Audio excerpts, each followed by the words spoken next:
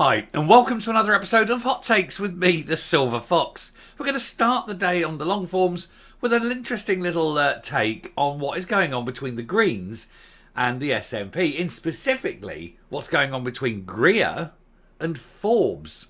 There seems to be no love lost between these two. And there's a comment piece in the Express this morning, which I think sums up a lot of the problem. And of course, when you've got the childlike Greer, who really can't abide the fact that Forbes is a young Christian woman who has views that disagree with his, who thinks that she belongs to a more or less tolerant age, shall we say. I was going to say a more conservative age, not entirely true, but a less tolerant age. And he's doing his thing where he's stamping his tiny feet and exuding all the hate you expect from a Green. And of course, that's exactly what he's doing. He's just a loathsome little maggot. She, on the other hand, not that she's brilliant in any way, but at least she is sane, represents such an existential threat to the Greens that they absolutely can't abide her. And that's why they were moaning when she was made Deputy First Minister. But it goes to show that the Greens are really a party of hate. They are the ones that want to exude all the virtue. And we must be tolerant of this and tolerant of that and tolerant of everything. Tolerant of all things except disagreement. If you disagree with us, then we cannot tolerate you.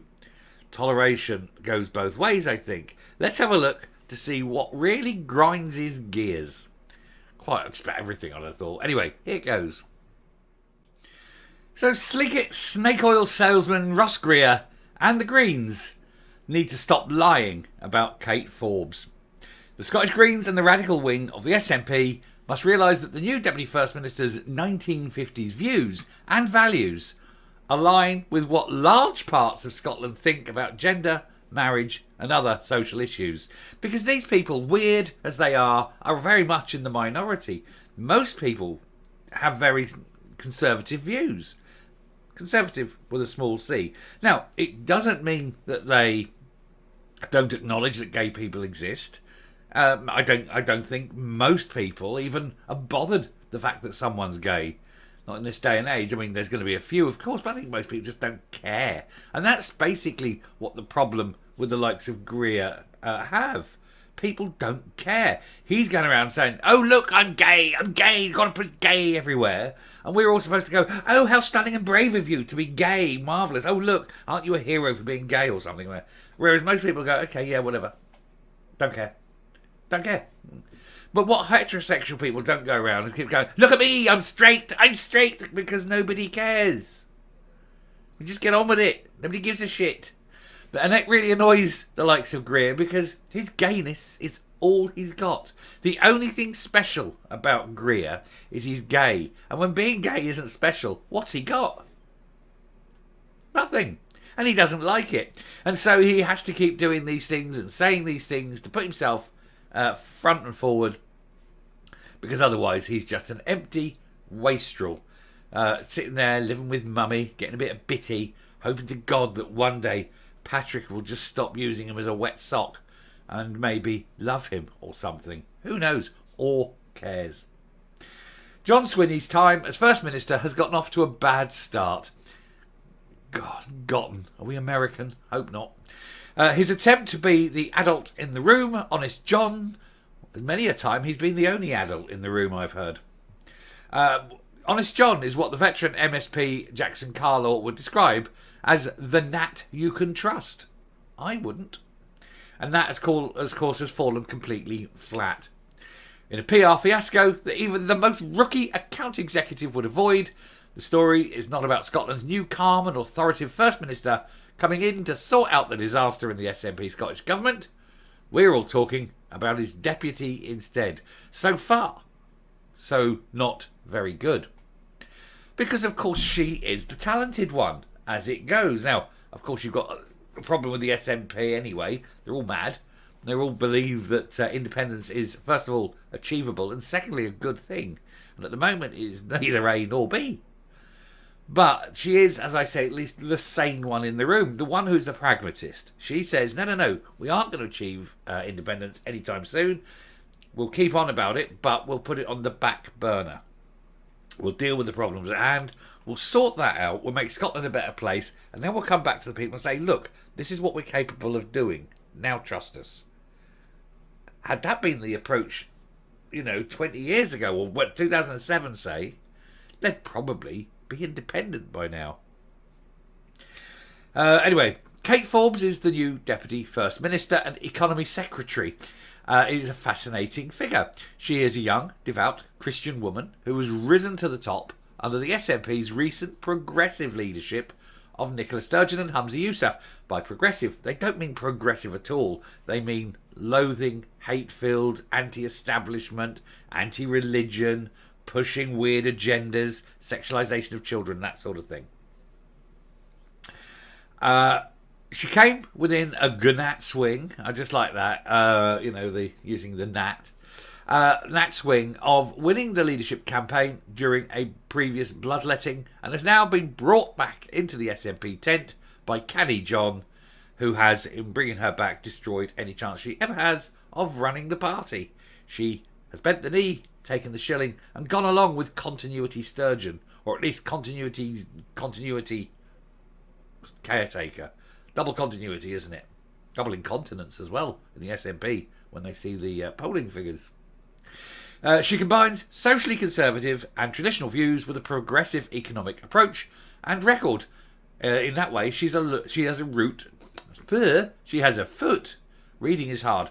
She has a foot firmly in two camps. Bit like the Ross Greer's got a foot in two camps, hasn't he? Camp on both feet. What she is not is an extremist or out of step with what much of large parts of Scotland think. Not that you could have thought so based on the hysterical reaction to her appointment. The Scottish Greens, remember them, have been at the forefront of this hyperbole. Ross Greer, a man last seen screaming in the street about Israel, delivered a maudlin and syrupy tirade against Forbes being given the DFM role, during which he spoke in the most cataclysmic of tones, smashing together the earnestness of a trendy vicar from a boorish British movie and the sleekness of a snake oil salesman. Greer accused Forbes of thinking that there's something wrong with him. I've got news for you, Greer. There is a lot of things wrong with you. A lot of things. You're mental. You're a victim of bullying who's got that little bit of power and is pushing it. You have got some very strange views. You're someone who talks well above his ability. Basically, his mouth writes checks that his arse can't cash. And what is he? He's a nothing. He's a nobody. And he expects us to live the life that he says we should live because he's virtuous. If I had to live a life like him, I think I would go and end it all now. Anyway, he said there may well be, but it's got nothing to do with who he is or or he's attracted to. Forbes' response was to sit, look bored, and flick through a phone. And in doing so, she represented the many Scots political observers who are drawn to Angry Birds whenever Greer and his colleagues start talking. Because with him, it's the same endless, boring drone. He's got nothing to add. He's got no education. He does not speak from where of knowledge. He's got no experience. He's never done anything. It's not as though he's ever gone out and worked in the shipyards or anything. Incidentally, little interesting tangent. Many of my viewers are of a certain age, so they will undoubtedly know who Nicholas Parsons is. Sale of the Century, Just a Minute, that kind of thing. And he was the most English gentleman. He was a lovely, dapper, well-dressed man, married for about 120 years or something, but a real gentleman, polite, intelligent, just nice, right? And you wouldn't believe it, but when he was a young man, during the war, he had to go and do something. He was too young to go out to the front, or there was something wrong, couldn't go and fight, but needed to do his bit. Anyway, they offered him either coal mining in Derbyshire or shipbuilding in a Glasgow shipyard. He went to Glasgow and was apprenticed as a riveter. Can you imagine Nicholas Parsons up there in a Glasgow shipyard on the Clyde, riveting battleships? Stunning, isn't it? He's had a real job, Him? Greer? Christ. What's he done? Rushes home for bitty, and that's it. That's all he's done. I went and talked in the house today, Mum. That's about the limit of his experience, isn't it? Anyway, what is apparent is that many within the Scottish political establishment bubble are horrified with Forbes' views on topics like gender, identity, marriage, and other social issues. I disagree with her on much of this too, but I find the accusations of homophobia and bigotry, as Patrick Harvey put it, holding the values of the 50s to be a bit much. In my view, she may just be wrong, not a bad person. Well, this is the thing. You're allowed to have your opinions. You're allowed to have your philosophical beliefs. That's the law. And there's nothing they can do about it. If she wants to believe these things, that's up to her. Now, why are they questioning her, and yet they're not questioning Humza Yousaf, who was the first minister, not the deputy? Whereas he was very much against homosexuality. He was very much against gay marriage. So much, in fact, that he had to invent a reason for not being in Parliament on the day it was voted on. And his religion forbids him from accepting homosexuality. But nobody was questioning him because, Muslim. Scared. It's okay to go after a small Christian woman. They're all too scared to go after a fully grown Muslim man. Odd that, isn't it, Ross? Why are you so gobshitey when it comes to little Christian women? Not some bally brave when it comes to taking on the iniquities of Islam. The irony is, of course, while he ignores this and he pushes, no, it's great, look, they're great, no, let's bring them all in. There'll be enough in one day, they'll have the law, and then they'll be throwing him off a building. And on his way down, he'll be going, oh no more bitty. Splat. Guy's a prick, isn't he? Anyway, what must surely appall the great and good, cloistered between Edinburgh and Glasgow, is the sneaking suspicion that Forbes' views on these things are quite popular in large swathes of the country. That is bad news for them, and that their suspicion is correct. Christian values, disapproval of divorce, unease about abortion, the traditional view of marriage are, for better or worse, pretty mainstream views in places up and down the country. They are.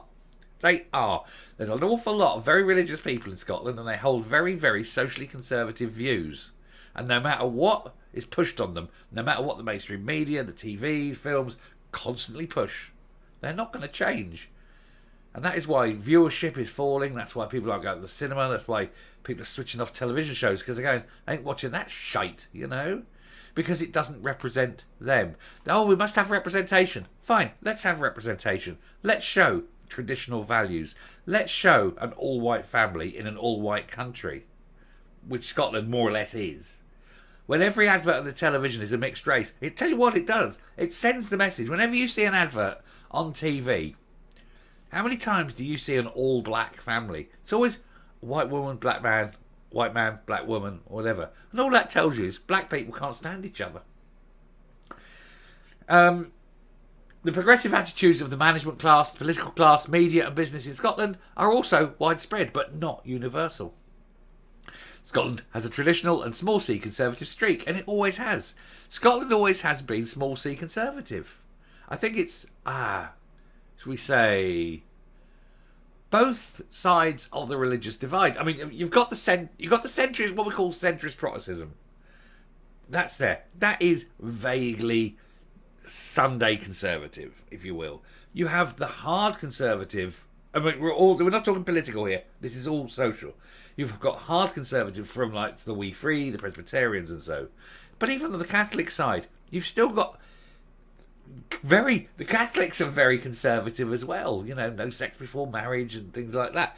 So no matter where you are, politically, there is this small social, predominantly social conservatism. It's embedded in Scottish culture, and so for all these weirdos coming up and going, no, look, he can be a she, and it's okay to do that, and we want grown men exposing themselves in girls' changing rooms, people reject it, and it doesn't matter how many times they push it and how many names they call it. They want to call me a bigot, call me a bigot. I don't care. I don't want grown men in toilets. Ross Greer does.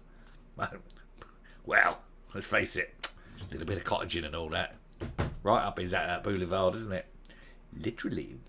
It's a question of definition. Scotland has, for the past 50 years or so, voted left-wing. This means that most of this part of the UK has gone for more economic intervention, higher taxes, more public spending, social security, etc. But it might vote Labour, but socially, it's conservative. Small c. So yeah, they keep attacking Kate for no reason whatsoever. Anyway, there we go. Done. Coming up.